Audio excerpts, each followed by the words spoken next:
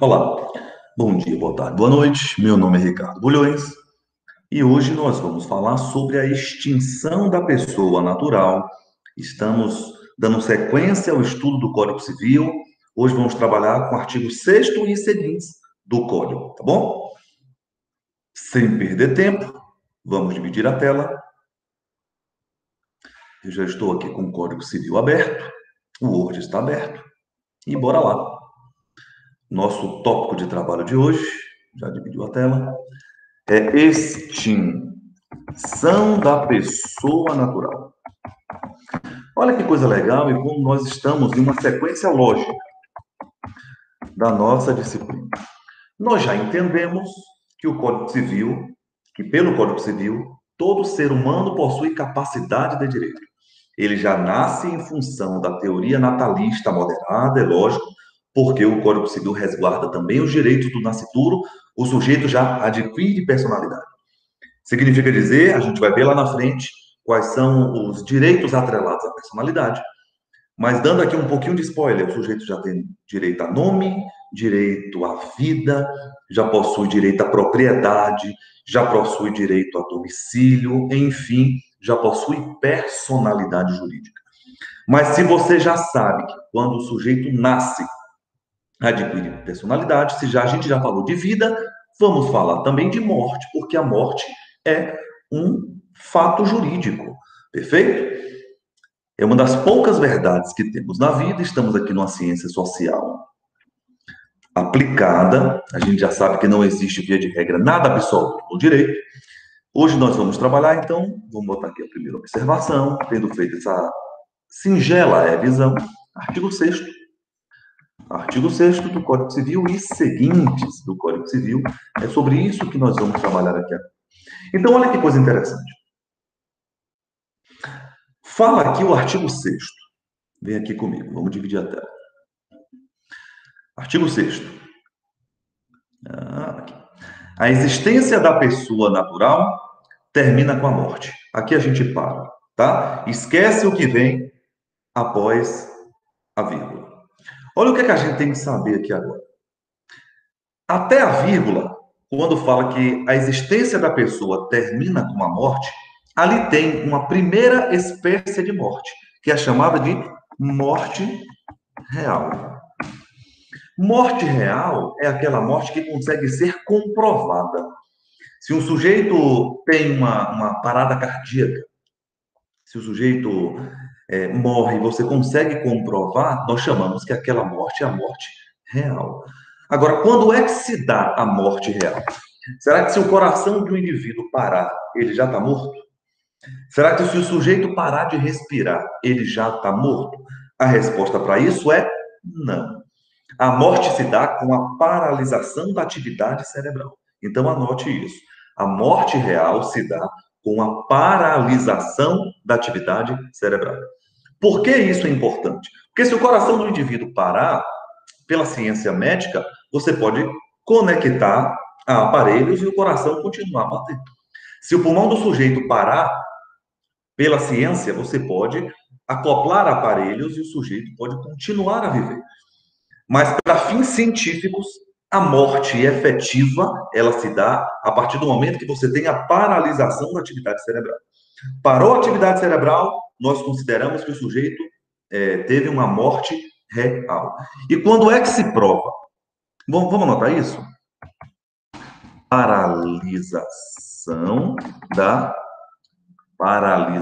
Perdoe, da atividade cerebral. Vamos lá. E como é que se prova a morte? A morte se prova por intermédio de certidão de óbito.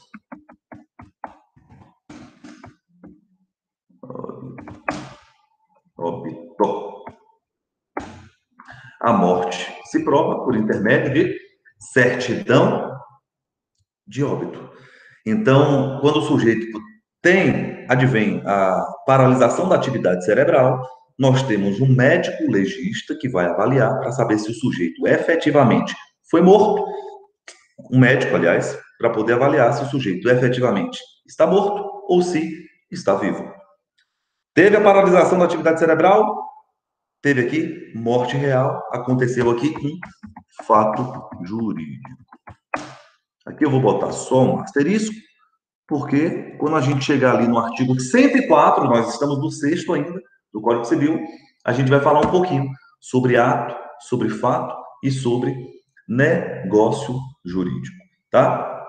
Uma outra coisa que a gente tem que saber é o seguinte: quando o sujeito morre, se extingue tudo?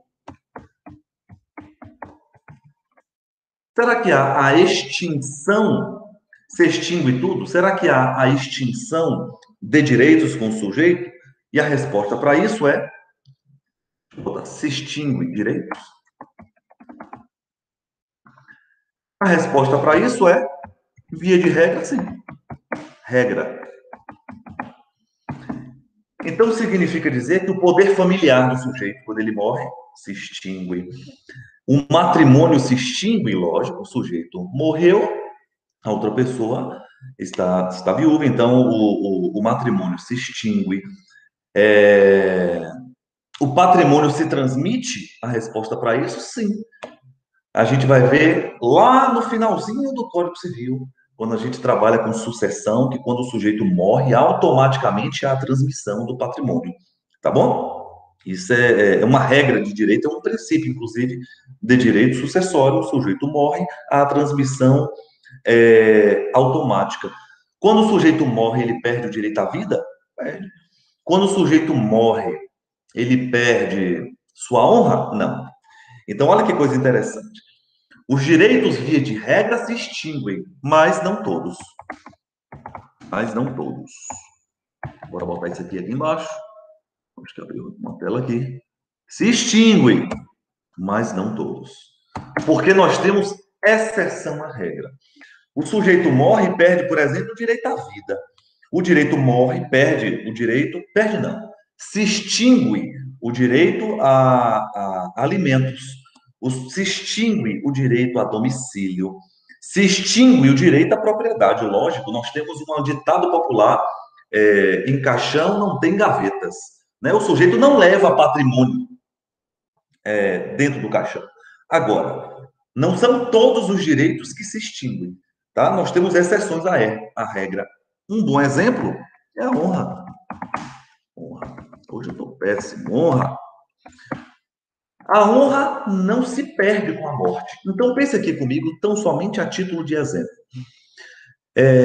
Um indivíduo faleceu, digamos que eu morri, e aí a ala penalista de uma instituição vai para o cemitério e começa a sambar em cima do caixão. Começa a ofender Ricardo, começa a publicizar informações inverídicas, ofendendo a minha honra subjetiva. As pessoas vão dizer que havia uma coisa que me ofenderia demais, que eu sou corintiano e que sou criminalista. Isso é uma ofensa à honra. Olha que coisa interessante. Embora eu já esteja morto, eu tenho honra. É lógico que eu não posso, morto, postular uma ação para poder resguardar o meu direito à honra. Mas os meus familiares podem. O seu professor, eu, de Direito Civil, vai te explicar isso um pouquinho mais lá na frente. Mas o que é que a gente tem que entender aqui?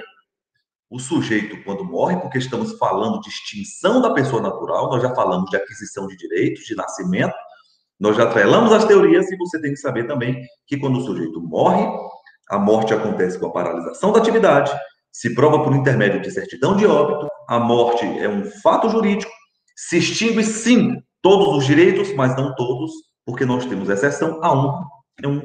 É uma excelente exceção, tá? Agora, olha que coisa interessante. Nós só paramos na primeira parte do artigo 6º. Tem outras informações a partir da vírgula. Bora ver de novo aqui? Venha comigo, não se perca. Fala aqui o artigo 6º. A existência da pessoa natural, aqui agora eu já posso botar lá, porque aqui agora essa aula fica mais interessante quando você não vai para o Código Civil, quando você segue a minha estrutura. Está falando lá. A existência da pessoa natural termina com a morte. Aqui a gente já trabalhou. Presume-se esta, quanto aos ausentes, nos casos em que a lei autoriza a abertura da sucessão definitiva. Pelo amor de Deus, Ricardo, o que é isso? Isso daqui é uma segunda espécie de morte. É a morte presumida. Então, espécies. A gente vai antes criar aqui uma construção. Porque antes de trabalhar com a morte presumida, eu preciso falar para você quais são as espécies de morte. Nós temos a morte real, que você já sabe, aquela que se dá com a paralisação da atividade encefálica, perfeito? Nós temos uma morte que não existe mais, mas já existiu, uma morte chamada de morte civil. Olha que coisa interessante. Antigamente, se a gente for olhar ali, o Código de 1916 não tinha. Mas antes do Código Civil de 1916, nós tínhamos aqui no ordenamento jurídico as ordenações do rei. Então, por exemplo, nas ordenações filipinas, que já teve eficácia no nosso ordenamento jurídico, nós tínhamos uma espécie de morte que é a morte civil. O sujeito, ele morria, aliás, o sujeito vivo ainda morria para o direito civil. Então, era a hipótese do sujeito, por exemplo, acontecia isso muito na Idade Média. O indivíduo, ele ia buscar alguma vertente de fé, e aí ele morria, ele poderia ser considerado, tá? Ele ia para uma masmorra, né? Ia ficar em oração, então ele poderia ser considerado vivo ainda, tá? Mas era um sujeito que não podia fazer contrato, não podia casar, não podia, era morto para o direito civil, não podia herdar, morria para o direito civil, mas ainda estava vivo, porque ainda tinha atividade cerebral, ainda respirava, o coração ainda batia. A morte civil, vamos botar isso, não existe mais. O Padre Quevedo falaria isso, não existe. Tá? Morte civil não existe mais. O que é a morte civil? O sujeito ainda vivo, mas estava morto para o direito civil. Agora, a doutrina faz uma ressalva. Qual é a ressalva? Aí ainda existem resquícios de morte civil. Olha que coisa interessante. Eu vou falar aqui para você e por que existem resquícios. Imagine aqui a situação, moças. Vamos trabalhar com algo bem à frente do que o meu aluno aqui de Direito Civil, parte geral, está trabalhando. Susana von Richthofen matou os pais. Ela herdou dos pais? A resposta para isso é não. Por quê? Porque pelo Código Civil considera-se aquela pessoa indigna de herdar. É uma hipótese da pessoa de não admitir que a pessoa herde. Então, olha que coisa interessante você está vendo aqui. As causas em que considera a pessoa indigna pode ser considerado um resquício de morte civil. Porque para essa finalidade, Susana von Richthofen, ainda viva, não herdou, tá? Mas a morte civil não existe. Nós temos o que a doutrina chama de resquícios da morte civil, tá bom? Você já sabe então o que é a morte real, paralisação da atividade encefálica. Você já sabe o que é morte civil, o sujeito ainda vivo, morto por direito civil, isso não existe. E nós temos aqui agora, vamos trabalhar aqui com a morte presumida. Olha que coisa interessante, nós estamos interpretando o Código Civil. Nós temos aqui agora, eu vou colocar aqui só para poder ficar na sequência, presumida, tá? Então nós temos uma morte real, civil e presumida. E vamos trabalhar com morte presumida. Tópico 5. Presumida. Só que para eu dar o conceito, você precisa aqui entender qual é a finalidade de uma morte, para você entender a morte presumida. Por que se presume a morte? Tá? Porque existem situações que você não tem corpo. Porque entenda aqui comigo, pense aqui comigo. Vamos pensar aqui em duas situações. Digamos que Ricardo, todo ano eu viajo, Ricardo está indo para Paris, o avião cai. Ricardo não. Bora pensar aqui agora, hipoteticamente, o presidente da República. Ele está indo para o Oriente Médio, o avião dele cai no meio do Atlântico. Pergunto para você, há como um médico auferir se o sujeito efetivamente morreu? Não, você não tem corpo. Então, nessa situação, você pode presumir a morte. Hipótese 2. Digamos que o presidente da República ainda, porque isso acontece, ó. Nós não tivemos Belchior, Belchior sumiu. Ninguém sabia, ninguém sabe, ou não sabia, sei lá. Onde é que estava Belchior? Onde é que está Belchior? Será que morreu? Será que não morreu? Não tem gente que some? Antigamente, isso hoje não é tão comum. Mas quando eu era menino, eu me lembro que isso era muito comum. As pessoas falavam assim: meu marido saiu para comprar cigarro e não voltou mais. Um sujeito que sai e some, está lá 2, 3, 4, 5 anos, ninguém ouve notícia. Será que esse sujeito está morto? Não sei. Esse sujeito, o pedreiro Amarildo, não aconteceu isso? A polícia foi fazer um interrogatório, o sujeito morreu. Será que o sujeito sumiu? Será que esse sujeito está morto? Será que não está? Olha que coisa interessante. Existem situações que você não tem corpo, por isso que você deve presumir a morte. Agora, nos meus exemplos, eu já mostrei para vocês que existem duas situações de morte. Tem uma situação que é muito provável que o sujeito já esteja morto. Poxa, se o avião cai, não é provável que o sujeito esteja morto? É uma modalidade de morte presumida. Se o sujeito simplesmente some, está indo para a escola e sumiu, não é tão provável que esse sujeito esteja morto. Então, eu já estou mostrando aqui nos meus exemplos que existem duas mortes presumidas. Nós temos espécies de morte presumida. Nós temos uma morte presumida com declaração, letra A, com declaração de ausência. E nós temos letra B, uma morte presumida sem declaração de ausência. Então, olha que coisa legal nós estamos trabalhando aqui. A morte com ausência é uma morte em que não é tão provável que o sujeito esteja morto. Uma morte sem ausência é que é muito provável que o sujeito já esteja morto. A gente vai trabalhar agora, porque a gente ainda vai trabalhar a ausência, tá? Então, a ausência é algo importante. O que é que você está vendo aqui comigo? Calma, não se perca. Estamos trabalhando a extinção da pessoa natural. Artigo 6º e seguintes do Código Civil. A ausência nós vamos trabalhar ali a partir do artigo 22 e seguintes do Código Civil. Agora nós vamos trabalhar nas situações que não tem ausência, tá? Morte presumida sem ausência. Mas você já viu que a morte real, paralisação da atividade cerebral, via de regra se extingue direitos, mas não todos, você já sabe disso. Morte civil não existe mais, só resquícios, e agora morte presumida, morte que você não tem corpo, você presume que o sujeito morreu. E eu estou falando para vocês que existem dois tipos de morte presumida: morte sem ausência e morte com ausência. Vamos trabalhar aqui agora a morte sem declaração de ausência. Morte. É o tópico da nossa aulita de hoje. Morte sem declaração de ausência. E nós temos duas situações de morte sem declaração de ausência. Aqui agora a gente vai citar o artigo 7º do Código Civil, people. Olha o que é que fala aqui o artigo 7º do Código Civil. Está lá, ó, artigo 7º do Código Civil. Pode ser declarada a morte sem declaração de ausência. Meu Deus, que coisa linda. Papai vai dizer aqui agora. Morte sem declaração de ausência.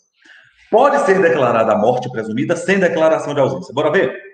Se for extremamente provável a morte de quem estava em perigo de vida. Então, para aqui comigo, porque isso é uma questão subjetiva, demanda interpretação.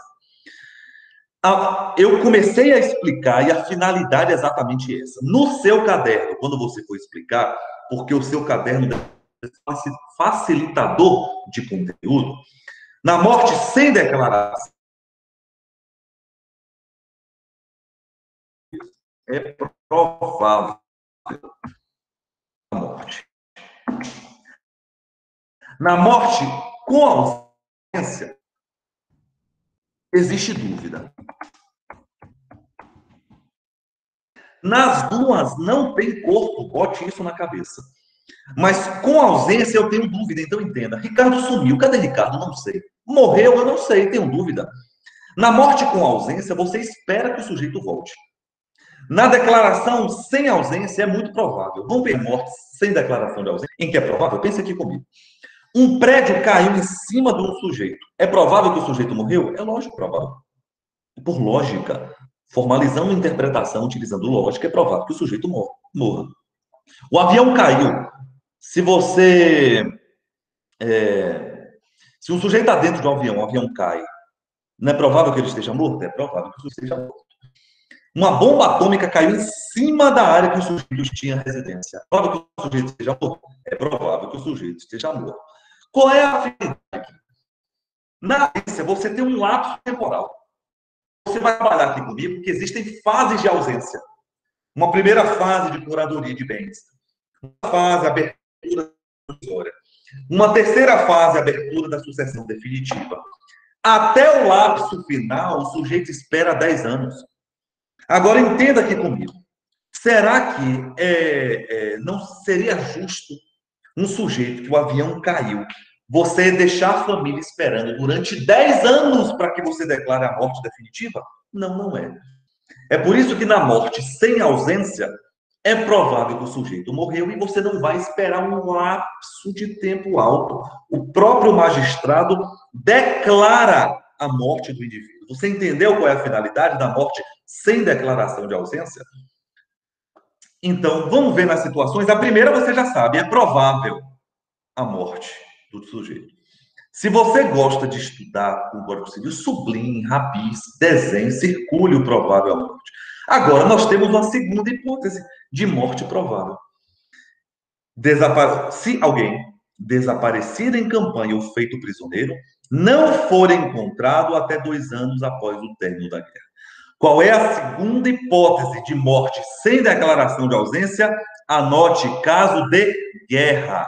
Então, nós temos duas situações. Primeira, probabilidade de morte. Segunda, caso de guerra. Mas qual é a situação de guerra?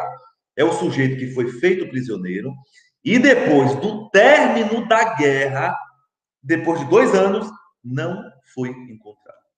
Teve guerra, o sujeito, depois de 2 anos do término, não foi encontrado. Então, é provável que este sujeito já está morto. Você não precisa esperar as etapas de ausência. Esse lapso de tempo de até 10 anos pode ser, na situação real, esse lapso de tempo é até maior, e você vai aprender isso comigo. Você já sabe que não precisa esperar a ausência. Você pode declarar a ausência depois de 2 anos da finalização da guerra. Pergunta de ouro para a gente finalizar a nossa aula. Se é provável a morte, é preciso esgotar as buscas? Vamos pensar aqui comigo, situação verídica. Situação hipotética aqui, mas que pode acontecer. O avião do sujeito caiu no mar. Será que agora é automático? Caiu no mar, o sujeito já está morto? Será que não é necessário nem realizar buscas? A resposta para isso é lógico que não. Para você declarar a morte sem ausência, é obrigatório. Resposta. É obrigatório aguardar a finalização das buscas. Isso é óbvio. Aí você vai me perguntar qual é o prazo. O prazo vai depender da situação, people. O sujeito está preso dentro de uma gruta, a gruta caiu. O corpo de bombeiro vai realizar as buscas e dentro do prazo, a depender da situação fática, que você vai saber. O que nós temos que aprender aqui é o seguinte: não tem prazo fixado, 5 dias, 10 dias, 1 ano de buscas. É a depender do contexto que você vai saber. A barragem de Mariana rompeu. Tem muita gente que não foi nem encontrado. Acabaram as buscas, aí sim você declara sem ausência. Perfeito? Nós fechamos aqui a nossa aula. Nosso próximo encontro a gente vai trabalhar a partir do artigo 22, morte presumida com declaração de ausência, mas eu quero te agradecer. Agradecer pelo prazer que é essa ministração. Desejar para você tudo que há de mais maravilhoso nessa vida. Deus te abençoe.